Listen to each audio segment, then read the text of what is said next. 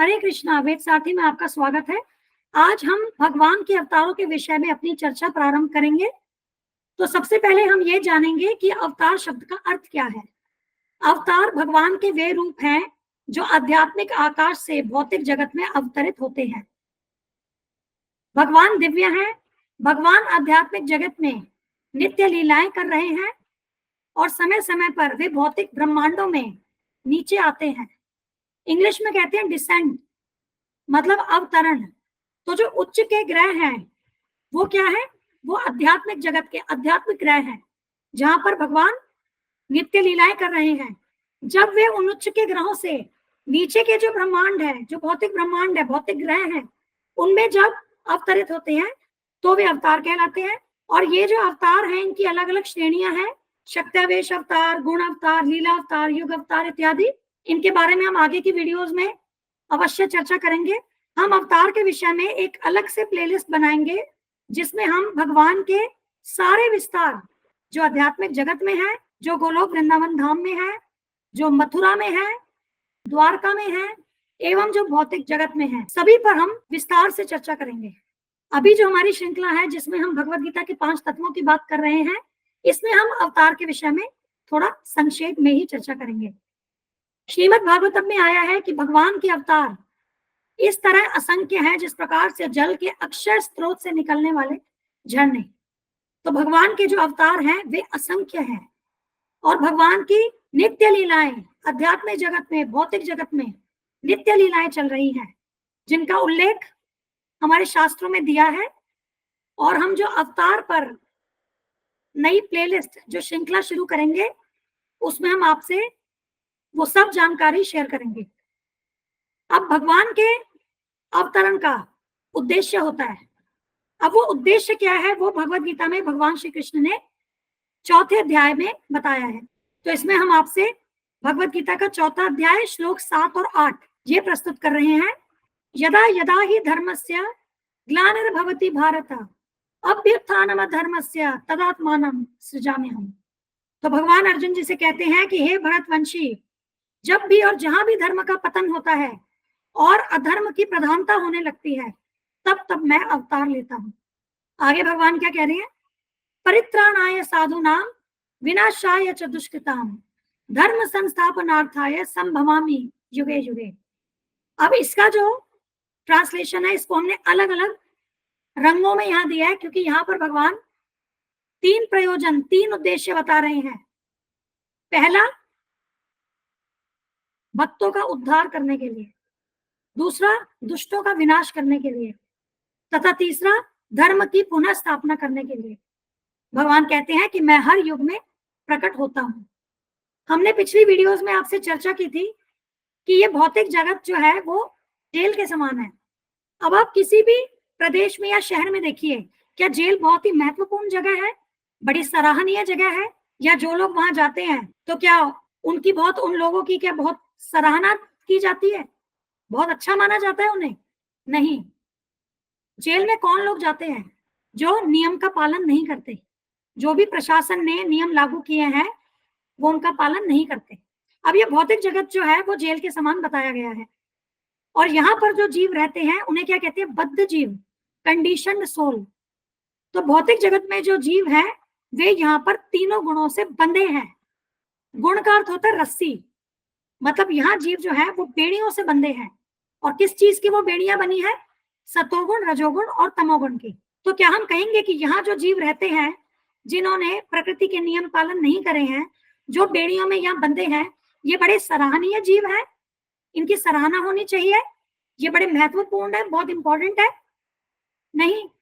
परंतु फिर भी देखिए भगवान हमसे कितना प्रेम करते हैं कि वे इस भौतिक जगत में आते हैं, अवतार लेते हैं और हमें अपनी लीलाओं के प्रति आकर्षित करते हैं ताकि हम भी भक्ति में संलग्न होकर के हम इस जगत से, इस दुखों के सागर से मुक्त हो सके और फिर हम आध्यात्मिक जगत में प्रवेश कर सके और वहां पर भगवान के साथ नित्य लीलाओं में संलग्न हो सके। और भगवान कहते हैं कि जो उनके सनातन धाम को प्राप्त कर लेता है तो वो इस दुख भरे जगत में पुनः लौटकर नहीं आता। यद गत्वा न निवर्तन्ते तद धाम परमम मम, भगवत गीता में भगवान कहते हैं। अब हमने ये तो जान लिया कि भगवान भौतिक जगत में समय समय पर अवतार लेते हैं और इनका क्या उद्देश्य है अवतार लेने का, किंतु अब हम कैसे वास्तविक अवतार को पहचाने, विशेषकर आज का जो कलयुग है जहां पर धर्म का पतन हो चुका है, हमारे सामने हर रोज या हर कुछ घंटे में नए नए अवतार प्रस्तुत किए जाते हैं, तो कैसे मान लें कि क्या वो वास्तविक अवतार हैं? तो इसके बारे में जानकारी हमें श्री चैतन्य चरितामृत में मिलती है, जिसमें श्री चैतन्य महाप्रभु यह बताते हैं कि भगवान के अवतारों को शास्त्रों के आधार पर स्वीकार किया जाना चाहिए। तो इसका अर्थ क्या है कि जिन जिन अवतारों ने यहाँ भौतिक जगत में अवतरित होना है, उनकी पूरी जानकारी हमारे शास्त्रों में पहले से ही दी गई है। श्रील वेद व्यास जी, जो कि भगवान के साहित्यिक अवतार हैं, उन्होंने यह जानकारी पहले ही प्रदान कर दी है। तो यदि कोई आकर के हमसे कहता है कि मैं भगवान का अवतार हूं, या कोई किसी और को प्रस्तुत करता है कि देखिए ये भगवान के अवतार हैं, तो सबसे पहले हमें शास्त्रों में जा करके देखना होगा कि उनके अवतरण का कुछ उल्लेख है। यदि नहीं, तो इसका अर्थ क्या है, हमारे साथ छलावा किया जा रहा है और हमें सावधान रहना होगा। हमें ऐसे अवैध अवतारों को स्वीकार नहीं करना। अब अगला क्या यहाँ बताया जा रहा है श्री चैतन्य चरितामृत में, भगवान का शरीर भौतिक नहीं होता, फिर भी वे अपने दिव्य शरीर में अवतार के रूप में मनुष्यों के बीच आते हैं। अतः यह समझना अत्यंत कठिन है कि कौन अवतार है। वे कुछ तो अपने अद्वितीय शौर्य से तथा कुछ असाधारण कार्यों से, जो देहधारी जीव के लिए असंभव है, जाने जाते हैं कि वे पूर्ण पुरुषोत्तम भगवान के अवतार हैं। तो भगवान का जो शरीर है वो हमारे भौतिक शरीर की तरह नहीं होता। हमारा भौतिक शरीर पंच तत्वों से बना है, पृथ्वी, अग्नि, जल, वायु, आकाश। भगवान का शरीर दिव्य है। भगवान का शरीर इन तत्वों से नहीं बना। जब भगवान यहाँ अवतार भी लेते हैं तो वे अपने मूल दिव्य शरीर में ही लेते हैं। वे यहाँ पर आकर के एक बद्ध जीव के समान शरीर नहीं लेते, लेकिन जो मूर्ख होते हैं, अल्पज्ञानी होते हैं, वे भगवान को साधारण मनुष्य समझ लेते हैं और वे कभी भी भगवान के दिव्य रूप को नहीं जान पाते। तो जब भगवान मनुष्य रूप में यहाँ अवतार लेते हैं, उन्हें पहचानना बहुत कठिन हो जाता है। तो वे अपने अद्वितीय शौर्य, अपने असाधारण कार्यकलापों से जाने जाते हैं कि वे पूर्ण पुरुषोत्तम भगवान है। जैसे भगवान श्री कृष्ण, अगर हम साधारण दृष्टि से देखें तो ऐसा लगेगा कि वे कोई महान पुरुष है, वो भी हमारे आपकी तरह मनुष्य है, लेकिन वास्तव में जो उन्होंने क्रियाकलाप दिखाए, तो क्या वो कोई मनुष्य दिखा सकता है? जैसे कि एक शिशु के रूप में उन्होंने पूतना का उद्धार किया, उन्होंने गोवर्धन पर्वत उठा लिया। जो कंस थे वो कितने असुर इन्हें मारने के लिए भेजते थे और उन्होंने सभी असुरों का उद्धार किया। तो ये कार्यकलाप जो है, ये कोई साधारण मनुष्य नहीं कर सकते।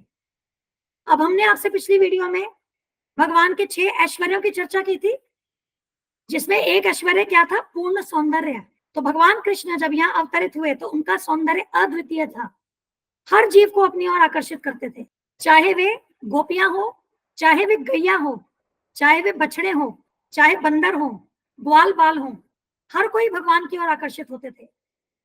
तो यदि हम केवल एक ऐश्वर्य की ही बात करें जो कि ये संपूर्ण सौंदर्य है, तो आज जो अवैध अवतार आते हैं, क्या उनका सौंदर्य अद्वितीय है?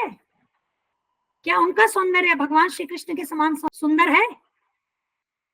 इसी प्रकार से जो बाकी ऐश्वर्य हैं, संपूर्ण बल, संपूर्ण यश, संपूर्ण ज्ञान, संपूर्ण धन और संपूर्ण वैराग्य, तो क्या कोई ऐसा है जो स्वयं को अवतार कहता है और वो ये सारे ऐश्वर्य प्रस्तुत कर सके? नहीं। भगवान श्री कृष्ण ने अर्जुन जी को विराट रूप दिखाया था। अब आपके पास कोई अवैध अवतार आए, आप उनसे कहिए कि ठीक है, हम आपको अवतार मान लेंगे, आप विराट रूप तो दिखाइए अपना। अच्छा, आप गोवर्धन जी को नहीं, आप कोई बहुत छोटी सी शिला को ही उठा के दिखा दीजिए। श्रील प्रभुपाद एक उदाहरण देते थे कि यदि किसी प्रयोगशाला में कोई चूने का गुच्छा लेकर के आए और बोले कि ये रसायन जो है ये सोडियम क्लोराइड है, मतलब ये नमक है, तो क्या वहां पर चिकित्सक उसे सोडियम क्लोराइड नमक के रूप में स्वीकार कर लेगा? नहीं, वो पहले प्रयोगशाला में उसकी जांच करेगा, उसके बाद ही उसको स्वीकार करेगा। तो उसी प्रकार से भगवान के वास्तविक अवतार को पहचानने के लिए परीक्षण विधि हमें शास्त्रों में दी गई है। हमें भगवान के अवतारों के विषय में शास्त्रों में स्पष्ट रूप से बताया गया है कि उनकी क्या विशेषता है, उनका क्या रूप है, उनके किस प्रकार के कार्यकलाप हैं, किस प्रकार से वो अवतरित होंगे इत्यादि। इसीलिए हम आपसे विनती करते हैं, जो आजकल अवैध अवतार प्रस्तुत किए जा रहे हैं, इन्हें स्वीकार न करें, शास्त्रों का ज्ञान लें और शास्त्रों के अनुसार ही धर्म का पालन करें। अब ये सबसे महत्वपूर्ण है, यदि हमने ये जान लिया तो हमारा इस भौतिक जगत में पुनर्जन्म नहीं होगा।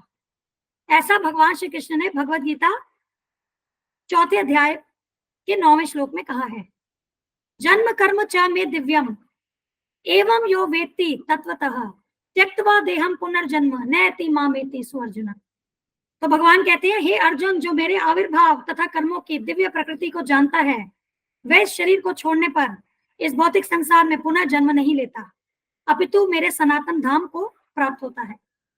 भगवान का जन्म एक बद्ध जीव हमारे जन्म के समान नहीं होता। हमें तो पंच तत्वों से बना शरीर धारण करना पड़ता है और हमारे जन्म की एक पूरी प्रक्रिया है, और हमारे कर्म अनुसार जो प्रकृति हमें जिस योनि को प्रदान करती है, उसके अनुसार ही हमारा उस योनि में जन्म होता है।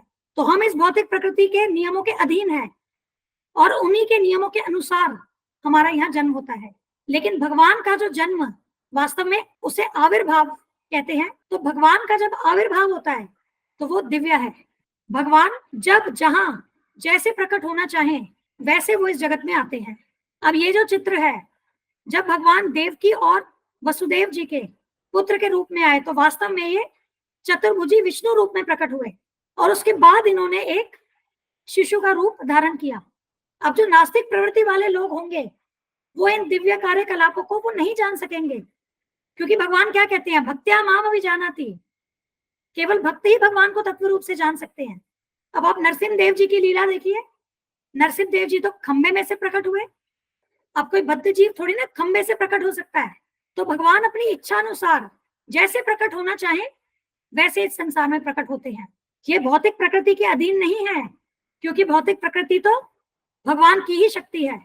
भौतिक प्रकृति भगवान की अध्यक्षता में कार्य कर रही है, तो भगवान इस प्रकृति के अधीन नहीं है। और जो भगवान के सारे कार्यकलाप हैं, अब जो हमने गोवर्धन पर्वत उठाने की बात की, या जब शिशु रूप में भगवान ने कितने असुरों का संहार किया, अब जो नास्तिक होंगे वे इस चीज को स्वीकार नहीं करेंगे। वो कहेंगे ये तो मन धड़क घटनाएं हैं, ये तो माइथोलॉजिकल स्टोरी है, क्योंकि ये कार्यकलाप जो है भगवान के ये भी दिव्य है। और हम अपनी भौतिक बुद्धि से भगवान का दिव्य प्राकट्य और भगवान के दिव्य कार्य को नहीं समझ सकते। इसीलिए हमें भक्त की शरणागति के द्वारा ही इन्हें समझना होगा। और यदि हम यह समझ गए तो हम इस शरीर को त्यागने के बाद पुनः भौतिक संसार में जन्म नहीं लेंगे, मतलब हम भगवान के सनातन धाम को ही प्राप्त करेंगे। तो ये भगवान ने स्पष्ट रूप से कहा है। हम आपसे विनती करते हैं कि भगवान के भक्त जो कि श्रील प्रभुपाद जी हैं, या जो श्रील प्रभुपाद जी के प्रामाणिक शिष्य हैं, उनकी शरणागति लीजिए, उनसे भगवान के विषय में सुनिए, और इसी के द्वारा ही हमारा इस भौतिक जगत से उद्धार हो सकेगा। अब अगली वीडियो में हम संक्षिप्त में 10 अवतारों पर चर्चा करेंगे। और जैसा कि हमने आपसे कहा कि भगवान के विस्तार और अवतार, उसके लिए हम अलग से प्लेलिस्ट एक श्रृंखला आरंभ करेंगे। हम यह चैनल और इस चैनल पर दी गई समस्त वीडियोस हमारे गुरु महाराज श्री कृष्ण कृपा मूर्ति श्री श्रीमद अभय चरणारविंद भक्तिवेदांत स्वामी ठाकुर श्रील प्रभुपाद जी को समर्पित करते हैं। श्रील प्रभुपाद की जय। धन्यवाद। हरे कृष्ण।